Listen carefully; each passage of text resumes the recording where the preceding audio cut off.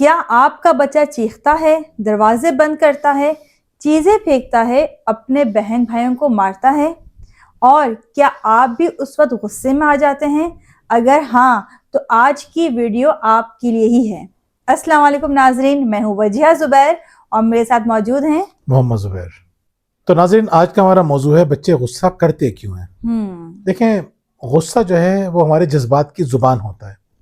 हम अपने जज्बात का इजहार कर रहे होते हैं। मिसाल के तौर पे हम किसी को अपनी बात समझाने की कोशिश कर रहे हो और वो हमारी बात नहीं समझ रहा हो, तो हमें गुस्सा आ जाता है कि हमारी बात क्यों नहीं समझी जा रही। हमारे अंदर एक फ्रस्ट्रेशन हो जाती है। तो बच्चा भी बाज़ औक़ात इतने मुनासिब अल्फाज नहीं रखता, उसकी वोकैबुलरी इतनी नहीं होती या उसको बात करने का इतना फन नहीं होता, तो वो गुस्से में आ जाता है। अब सवाल ये पैदा होता है कि बच्चे को गुस्सा आता क्यों है। मुख्तलिफ वजूहात होती हैं। मसलन फ्रस्ट्रेशन की वजह से भी उसको गुस्सा आ सकता है, यानी उसे कुछ नहीं मिल रहा है या जो वो चाह रहा है उसके मुताबिक काम नहीं हो रहा है, या उसको भूख लग रही है, थकन हो रही है, उसकी नींद पूरी नहीं है, जिसकी वजह से उसको गुस्सा आ सकता है। या हम देखते हैं बाज़ औक़ात के बच्चों की ज़िदें पूरी नहीं हो रही होती हैं, यानी वो चीज़ें मांगते हैं जो हम नहीं दे रहे होते, उस पर उन्हें गुस्सा आता है। वालिदैन के मुसलसल नहीं कहने की वजह से बच्चों को गुस्सा आता है कि वो जो चीज़ बच्चा चाहता है अपने माँ बाप से कि वो काम कर दें, वो उस पर नहीं का जवाब देते हैं। अब नहीं सुन के बच्चे को गुस्सा आ जाता है, या अपनी बेइज्जती से। ये बहुत बड़ी वजह है। जब बच्चा ये फील करता है कि मेरी बेइज्जती हो रही है, वो किसी भी वजह से फील कर सकता है। यानी आपने उसे कोई चीज़ ले ली, उसको लगता है तो मेरी बेइज्जती है, मुझसे चीज़ ले ली। ऐसे ही किसी के सामने कुछ कह दिया, उसको लगा तो मेरी बेइज्जती है। या आपने किसी और बच्चे को एक चीज़ दे दी, इसको नहीं दी, अब इसको गुस्सा आ गया, उसको लगा मेरी बेइज्जती हो गई। जब उसको बेइज्जती का एहसास होता है तो भी उसको गुस्सा आता है। तो आम तौर पे जब बच्चों को गुस्सा आता है तो वालिदैन क्या गलती कर बैठते हैं, वालिदैन उससे ज़्यादा गुस्सा करना शुरू कर देते हैं। एग्जैक्टली ऐसे यानी मुझे गुस्सा आ रहा था, हम गुस्से का इलाज गुस्से से करने की कोशिश करते हैं और नुकसान क्या होता है, गुस्सा मजीद भड़क उठता है। बाज़ औक़ात वक्ती तौर पर दबता है, लेकिन वो अंदर ही अंदर सुलगना शुरू हो जाता है, वो बाद में फटता है। तो गुस्से का इलाज जब भी गुस्से से किया जाएगा, उसका लॉन्ग रन में तो खास तौर पे आपको बहुत नुकसान का सामना करना पड़ेगा। बिल्कुल ऐसा ही है।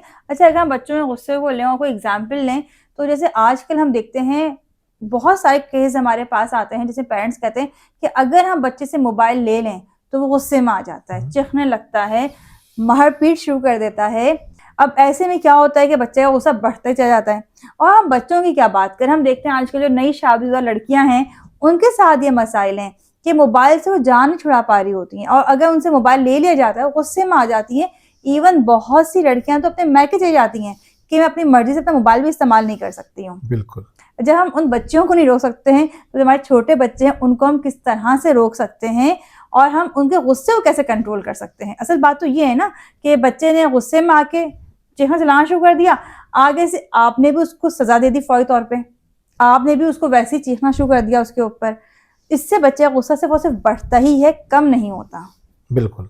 तो नाज़रीन, क्या करें, ये तो हमने मसला खोल के रख दिया। आप कहेंगे ये तो हमें पता है ये तो होता है, हमारे सामने रोज ऐसा ही हो रहा होता है। तो अब करें क्या, वालिदैन को क्या करना चाहिए, क्या गलतियां करते हैं, तो हमने बता दिया। गुस्से का जवाब गुस्से से नहीं देना, चीखना नहीं है, मारना नहीं है, फिर क्या करना है। जी असल भैया, बात अब है, असल बात ये कि क्या करना है। सबसे पहले तो आपने काम रहना है, पुरसुकून रहना है। अच्छा, अब जब मैं कहती हूँ ना पेरेंट्स से आपको पुरसुकून रहना है, तो वो हैरान होते हैं, बच्चा इतना तंग कर रहा है, हम पुरसुकून कैसे रहें। देखिए, अगर बच्चा इतना गुस्सा कर रहा है, चीज़ें फेंक रहा है या किसी तरह मिसबिहेव कर रहा है, अब अगर आगे से आप भी गुस्सा करेंगे तो बच्चे को गुस्से को कौन समझेगा। ऐसे में आपने पुरसुकून रहना है, सबसे पहले उसको समझना है गुस्सा कर क्यों रहा है। दूसरे नंबर पर आपने क्या करना है, आपने रिस्पॉन्स देना है, आपने रिएक्ट नहीं करना है। यानी आपने बच्चे को सुनना है कि वो गुस्सा कर क्यों रहा है, वजह क्या है उसके पीछे। हम ये नहीं करते हैं। हमने आपको पुरसुकून रहने का भी इसीलिए कहा है, जब पुरसुकून रहता है इंसान तो वो सुन भी सकता है। जब आप पुरसुकून नहीं रहेंगे तो आप क्या करेंगे, आप बच्चे की बात सुनेंगे ही नहीं, आगे से आप उस पर चीखना चलाना शुरू कर देंगे कि तुम इस तरह कर रहे हो, तुम गलत कर रहे हो, तुम्हें ऐसा नहीं करना चाहिए, या तुम फलां को देखो वो कैसे करता है। बहुत सारी हम नेगेटिव बातें कर जाते हैं। तो जो की पॉइंट है ना, वो है पुरसुकून रहना। पुरसुकून रहना, पुरसुकून रहेंगे ही तो आप दूसरे की बात सुनेंगे। ये बच्चे को साथ बिठाइए और उसकी बात समझने की कोशिश कीजिए। हम गलती क्या करते हैं, हम समझाने की कोशिश करते हैं, समझने की कोशिश नहीं करते। हम ये तो कहते हैं कि बच्चा गुस्सा कर रहा है, बदतमीजी कर रहा है, हम ये नहीं सोचते कि कर क्यों रहा है। और हम ये भी नहीं सोचते कि उसको कैसे कंट्रोल किया जाए।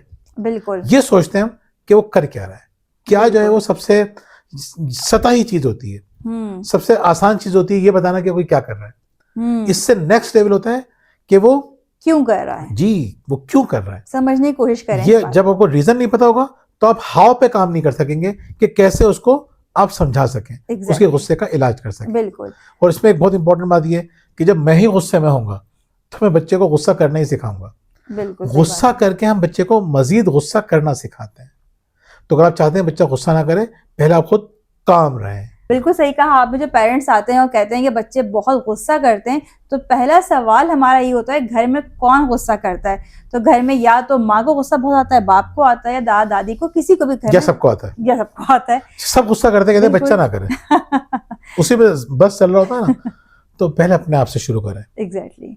तो तीसरी बात क्या है, बच्चे को पहले कनेक्ट करें अपने से, फिर करेक्ट करें। हम करते कि हम चाहते हैं नहीं बच्चा हमारा सही होगा ना तो फिर हमारे करीब होगा, फिर हम उसे प्यार करेंगे, फिर हम उसको समझेंगे। नहीं, पहले आपने उसको प्यार देना है, उसको समझना है, अपने से करीब करना है, फिर उसको ठीक करना है। आपने नसीहतों के जरिए अगर बच्चे ठीक हो रहे होते हैं ना, तो आज तो हमारी पूरी कौम सुधर चुकी होती। अच्छा, मैं आपको एक इजाफी बात बताता हूँ, यही फॉर्मूला शोहरों के लिए भी है। उनको सुधारने के लिए भी यही अमल आप कर सकते हैं। कर सकते हैं। पहले आप उनसे कनेक्ट हो तो कनेक्ट खुद ही रहेंगे। मर्द तो कनेक्ट होने के लिए तैयार बैठा है, सिर्फ कनेक्ट तो कर लें आप उससे। जी बिल्कुल। चौथी बात, हार नहीं माननी है। अच्छा, हार नहीं मानने में बहुत से लोग उसको बहुत गलत ले लेते हैं। बच्चा रो रहा है तो उसको रोने ही देते हैं, ये समझे बगैर कि वो रो क्यों रहा है। हो सकता है वो भूख की वजह से रो रहा हो, उसको भूख लग रही हो, आप उसे खाना दें प्रॉपर, उसका रोना कम हो जाएगा, उसका जिद करना कम हो जाएगा। या हो सकता है वो बीमार हो। जैसे मेरी दोस्त की कॉल आई पिछले दिनों, तो वो कहने लगी कि वजीहा मैं बड़ी परेशान हूँ, मेरी बेटी 2.5 साल की है और वो अचानक से उसे जिद करना शुरू कर दी है। ना वो मेरे पास प्रॉपर आ रही है गोद में, ना मेरे हस्बैंड के पास जा रही है, चीज़ें ही फेंक रही है, बहुत तंग कर रही है। तो मैंने कहा कि बीमार तो नहीं है? कहने लगी बीमार है तो नहीं, लेकिन 3-4 दिन पहले उसको डायरिया हुआ था। मैंने कहा हो सकता है तकलीफ हो उसे। कहीं तकलीफ कोई होती हो बता देती है मुझे। मैंने कहा नहीं, बाज़ औकात तबीयत खराबी की वजह से, बीमारी की वजह से बच्चा चिड़चिड़ा हो जाता है, मेडिसिन की वजह से, मेडिसिन की वजह से। और हो सकता है कि उसके पेट में मरोड़ हो रही हो, बता ना पा रही हो। तो उसने कहा हाँ बिल्कुल तुम सही कह रही हो सकता है कि ऐसे ही हो। फिर 3-4 दिन बाद मेरी बात हुई तो उसने कहा मेरी बेटी बिल्कुल ठीक हो गई माशाल्लाह से, बिल्कुल सेट है। तो देखिए ये वजह भी हो सकती है। तो पहले समझें कि बच्चा रो क्यों रहा है। तीसरी वजह हो सकती है कि उसकी नींद पूरी ना हो रही हो, नींद की वजह तंग कर रहा हो। जब आपको कंफर्म हो जाए तीनों मामलात नहीं है और आपका बच्चा सिर्फ जिद कर रहा है, इसलिए आपको परेशान कर रहा है, तंग कर रहा है, तो आपने यहाँ हार नहीं माननी है। उसको खुश करने के लिए उसकी जिद पूरी नहीं कर देनी है। जैसे हमने स्टार्ट में आपको एग्जाम्पल दी मोबाइल की, अब अगर मोबाइल की वजह से बच्चा चीख रहा है, गुस्सा कर रहा है, तो अब आपने इस चीखो पुकार के खौफ से या बच्चे को पुरसुकून करने के लिए, खुश करने के लिए मोबाइल नहीं देना है। खाना घर का नहीं खाना चाह रहा, वो बाहर का मंगाना चाह रहा है, नहीं करना आपको। इसी तरीके से आपने किसी बहन भाई की वो चीज मांग रहा है जो उनकी है, वो देना नहीं चाह रहे, आप कहते हैं क्या करें। या बच्चा कैसी ऐसी चीज की डिमांड कर रहा है जो आप समझते हैं इसको दिलाना मुनासिब नहीं है, तो आप सरेंडर ना करें, बिल्कुल गिव इन ना करें, हार ना माने। क्योंकि आपके हार मानने का नुकसान ये होगा, नेक्स्ट टाइम बच्चा उससे ज्यादा जिद करेगा। तो मुझे उम्मीद है कि हमें जितनी बातें बताई हैं, अगर आपने इन्हीं बातों पर अमल कर लिया तो आपका और आपके बच्चे दोनों गुस्सा कम हो जाएगा। इसके अलावा अगर आप हमारी किताबें शुक्रिया, परवरिश और तरबियत हल करना चाहते हैं तो हमारे दिए गए नंबर पर रब्ता कर सकते हैं। और अगर आप चाहते हैं कि आपके और आपके बच्चों की लाइफ ऑर्गेनाइज हो जाए तो हमारे प्लानर्स मौजूद हैं, वो भी आप हासिल कर सकते हैं हमारे दिए गए नंबर पर रब्ता करके। और अगर आपकी ज़िंदगी में मसाइल हैं, घरेलू परेशानियां हैं, शरीके हयात के मसाइल हैं, बच्चों की तरबियत के मसाइल हैं और आप हमसे ऑनलाइन कोचिंग करवाना चाहते हैं, तब भी आप हमारे दिए गए नंबर पर रब्ता कर सकते हैं। बहुत बहुत शुक्रिया। अल्लाह हाफिज़।